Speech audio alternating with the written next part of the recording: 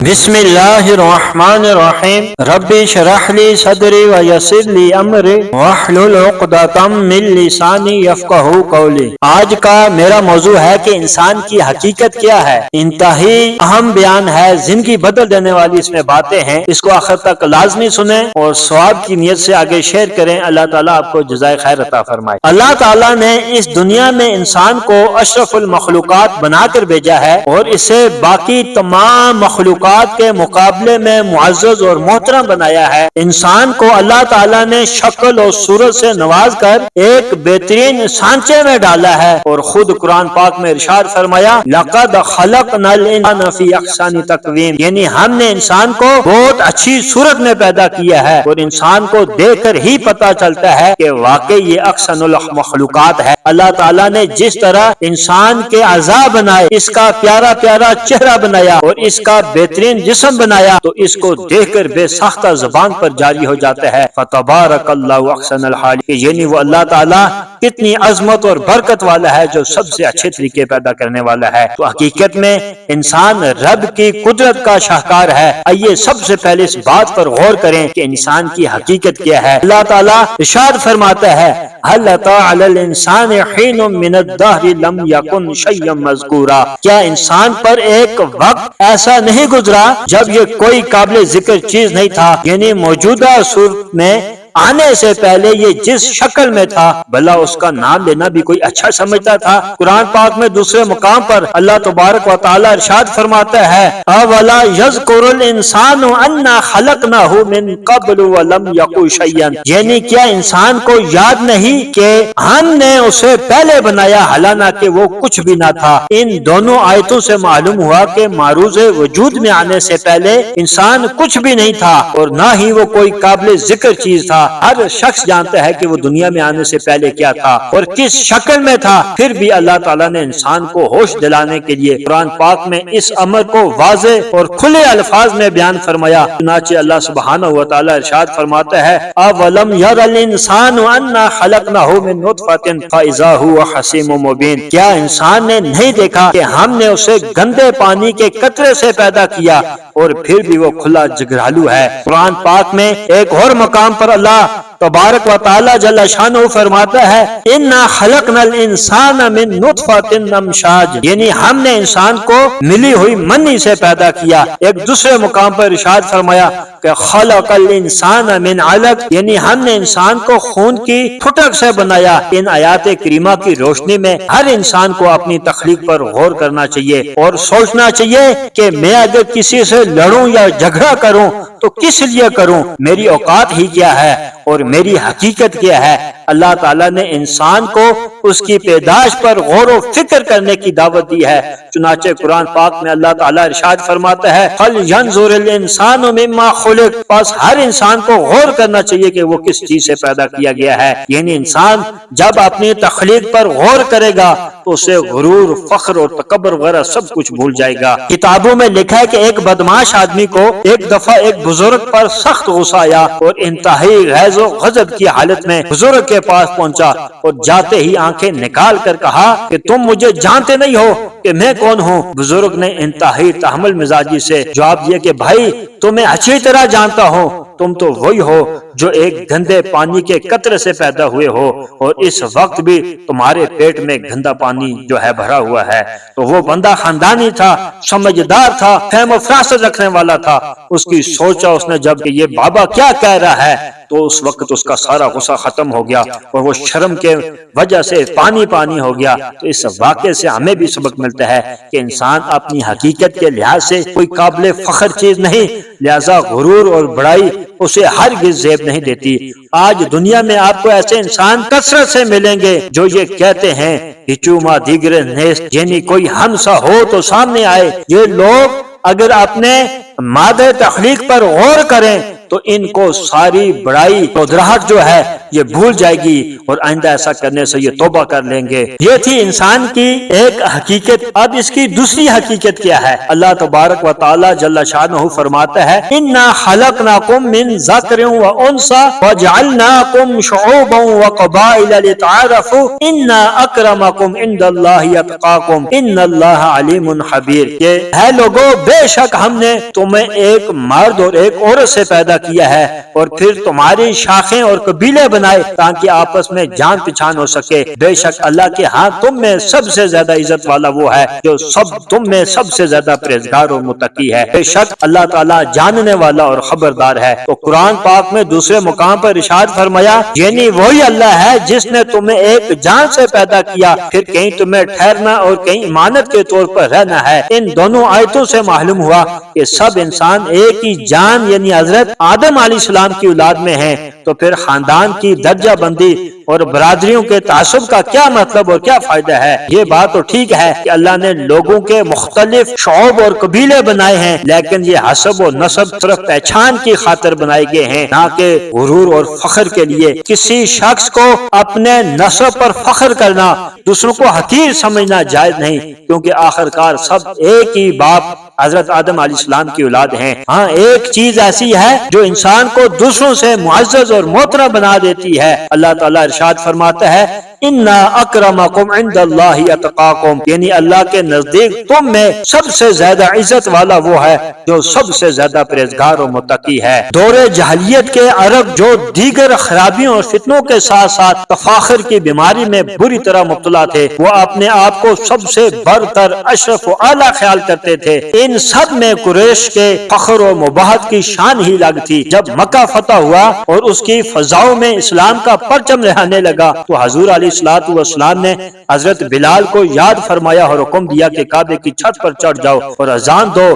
تو حکم کو بجا لاتے ہوئے حضرت بلال نے کعبے کی چھت پر چڑھ کر اذان دینی شروع کی تو شرفائے قریش پر کوئی عالم ٹوٹ پڑا۔ ان کے جو دلی غم تھا، جو ملال تھا، اس کا اندازہ آپ ان کے اس مکالمے سے لگائیں جو ان میں ہوا۔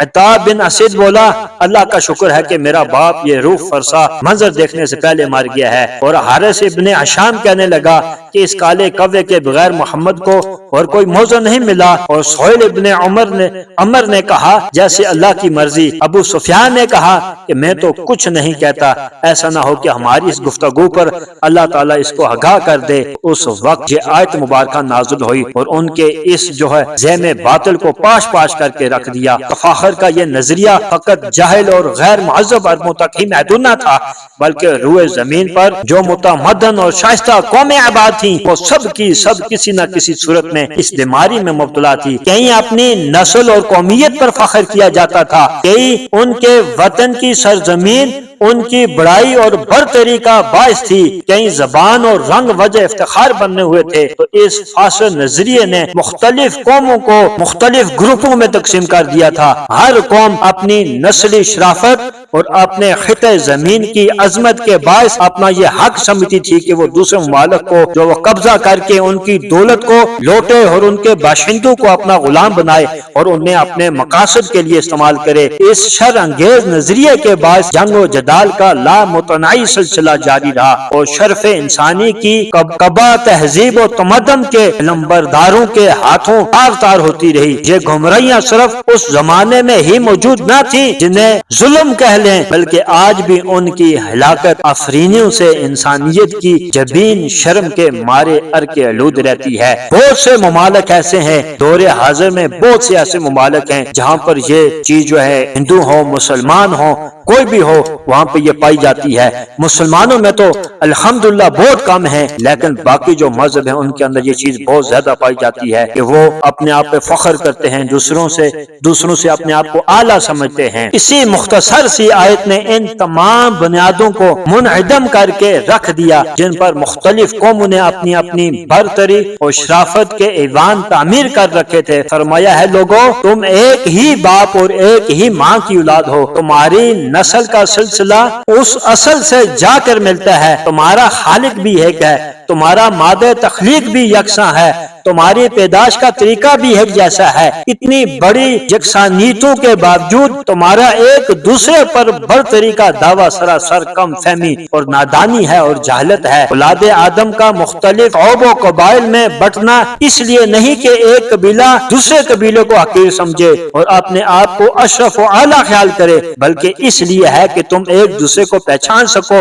اور باہمی معاملات میں گڑبڑ نہ ہو۔ کسی خاندان میں پیدا ہونا، کسی زمین کا باشندہ ہونا اور چہرے کی کوئی خاص رنگت، اس میں انسان کی اپنی کوشش وسیع کا کوئی دخل نہ تھا، اس لیے قرآن کریم نے اس کو وجہ افتخار قرار نہ دیا۔ البتہ ایک چیز ہے جس سے انسان کا مرتبہ دوسرے لوگوں سے بڑھ کر اعلیٰ ہو جاتا ہے، اس میں انسان کی ذاتی کوشش کا بھی دخل ہے، اور وہ ہے تقوی۔ تقوی کی بنیاد پر جو معزز اور محترم ہوگا وہ فخر اور غرور سے یکسر پاک ہوگا، اور ایسے شخص کا وجود نہ صرف اپنے ملک اور قوم کے لیے باعث خیر و برکت ہوگا، بلکہ تمام بنی نوع انسان اس کے فیوز و برکات سے مستفیض ہوں گے۔ اللہ تعالیٰ نے در حقیقت انسان کی پیدائش کا مقصد ہی عبادت و ریاضت قرار دیا ہے، چنانچہ اللہ سبحانہ و تعالیٰ ارشاد فرماتا ہے وَمَا خَلَقْتُ الْجِنَّ وَالْإِنسَ إِلَّا لِيَعْبُدُونَ، یعنی میں نے جنوں اور انسانوں کو صرف اس لیے پیدا کیا ہے کہ وہ میری عبادت کریں، اور ایک انسان دوسرے انسان پر صرف عبادت اور ریاضت اور تقوی اور پرہیزگاری کی بنیاد پر ہی اشرف و اعلیٰ ہو سکتا ہے۔ حجۃ الوداع کے موقع پر حضور نبی اکرم صلی اللہ تعالی علیہ وآلہ وسلم نے خطبہ دیتے ہوئے ارشاد فرمایا، یعنی کسی عربی کو عجمی پر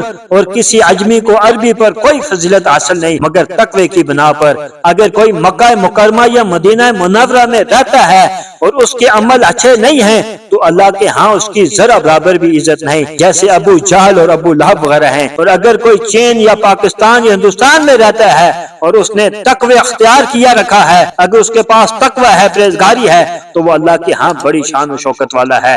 ایک اور حدیث پاک ہے، آپ کا ارشاد ہے ان اللہ لا یسألکم عن احبابکم ولا عن انصابکم یوم القیامت ان اکرمکم عند اللہ اتقاکم۔ اللہ تعالیٰ قیامت کے دن تم سے حسب و نسب کے بارے سوال نہیں کرے گا، اللہ کے نزدیک روز محشر تم میں سے زیادہ جو محترم ہوگا، معزز ہوگا، وہ زیادہ متقی اور پرہیزگار ہوگا۔ ان حدیث مبارکہ سے معلوم ہوا کہ اگر انسان میں عبادت اور تقوی ہے تو وہ بندہ شان اور عظمت والا ہے، اور اگر اس میں یہ خوبی نہیں تو ایسے انسان اور جانور میں کوئی فرق نہیں۔ ایسے ہی انسان کے بارے اللہ تعالیٰ قرآن پاک میں ارشاد فرماتا ہے اولئک کالانعام بل ہم اضل، یعنی یہی لوگ جانوروں جیسے ہیں بلکہ ان سے بھی گئے گزرے ہیں، بدتر ہیں۔ حقیقت بھی یہی ہے کہ اگر انسان عبادت نہیں کرتا تو وہ در حقیقت انسان کہلانے کا حقدار ہی نہیں ہے۔ یہ بتایا گیا ہے کہ ہر شخص خواہ وہ کتنا ہی بڑا کیوں نہ ہو، ابتدا میں نطفہ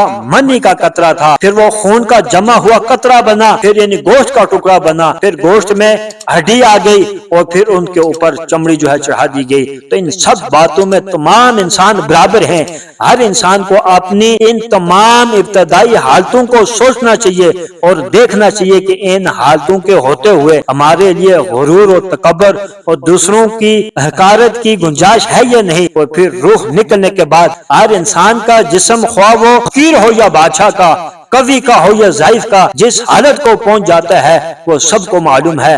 اگر اس کو دفنانے میں 2-3 دن کی تاخیر ہو جائے تو یہ جسم پھولنے اور پھٹنے لگتا ہے، سڑنے اور گلنے لگتا ہے، سخت بدبو پیدا ہو جاتی ہے اور کیڑے تک پڑ جاتے ہیں، آخر زمین میں مل کر مٹی ہو جاتا ہے۔ جب انسان کی یہ حقیقت ہے تو اسے چاہیے کہ وہ تقوی و پرہیزگاری اور عبادت اور ریاضت کی راہ اپنائے اور اس دنیا میں اللہ اور رسول کی نافرمانیوں سے باز رہے، یہی اس کے حق میں مفید ہے، اور اسی راہ پر چل کر وہ کامیابی اور کامرانی سے ہمکنار ہو سکتا ہے۔ اللہ تعالیٰ سے دعا ہے کہ اللہ تعالیٰ ہمیں ہمیشہ صراط مستقیم پر چلنے کی توفیق عطا فرمائے۔ وما علینا الا البلاغ۔